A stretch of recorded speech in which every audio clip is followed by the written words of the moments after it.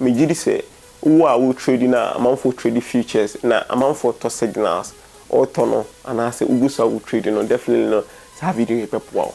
questions ani pado na bisam ne say oko telegram a wo se ni pado na ton signals like futures trading signals no I idea is on tobi and ask me man ento and at the same time so no the pado na ka say mu make iska be online 10 how we use Binance Futures na yade bia beboa mo na semboa sa video we no mo amu business questions two we no sa video we no come on o mi di kan ko video a ipa na ka se opeso hia scan tentem nti oba Binance Futures no krope wo mpa se hu ne se so wo sisi a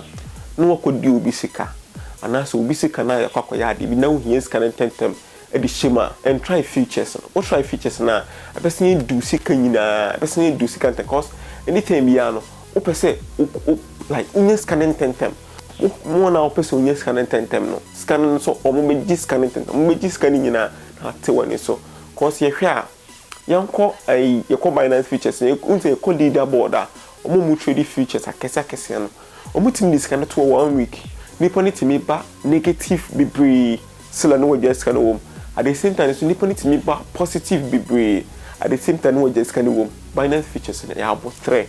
and for omo ska be for backup said omo call liquidation term anytime be no bit make profits be pre e wo Binance Futures no so what do you be sika mem ko attempt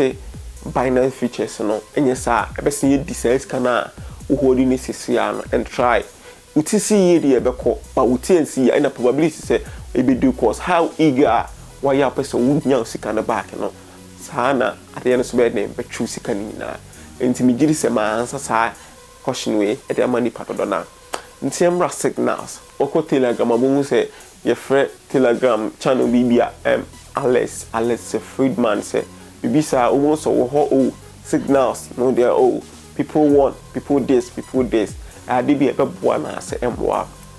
because of side questions na part do na be sanity me share ska join cause who say o ka say 1 month $100 be $200 we chase ka join ya but sisa me no kasa na ma free ni nyina but no crepe wo mpa na say so person make profit reliable partner and try say we do sika na wonya wo na ekoto signals and try be omo to signals no mostly signals ni be brief fairly into the obo so we be post wo say one yesterday no e man that out you will pardon na so we group no e bia obi o video we group no wa witness sadin Urasa group ni ma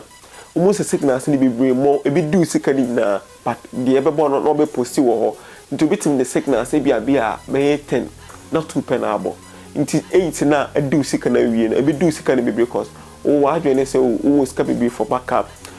maybe for backup no na go in the opposite direction to be this kind of nti the obetimi again profit na o no be set be take profit na kakra bi no what take you profit na kakra bi but the deal no does be but you say anytime the signals on the banner stop loss no way tree but take profit no first take profit no e wa numu kakra the second one and na obi a oba what signals ni bia ono no ne de ne say obi take profit e was second option na first option anytime you want to mean profit inti ayade bia enya advisable so obi two sika kokoto signals ye be say do sika ni na inti man try be so we per signals are correct signals are correct signals are uko YouTuber search YouTuber say we are what e be a Solana update e be a way update Dogecoin updates now the sort and what sort na e be a latest upload into uko latest uploader per the onya views in terms the channel no credibility no what show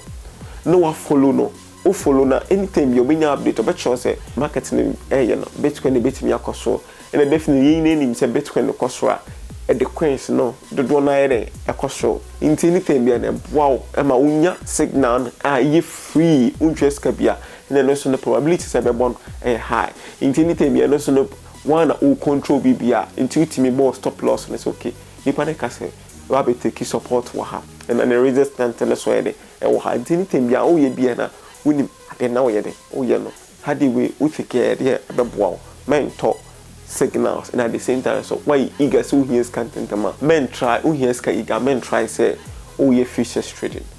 Bijiri se saa video bɛboa ama ade bia woyɛ bia wobɛkɔ anim. Follow Tech and Chill Facebook, YouTube here, subscribe to channel no. Me the videos will be bro. Me the videos are here. We're gonna have your ade bia wonim. Ade na woyɛ no.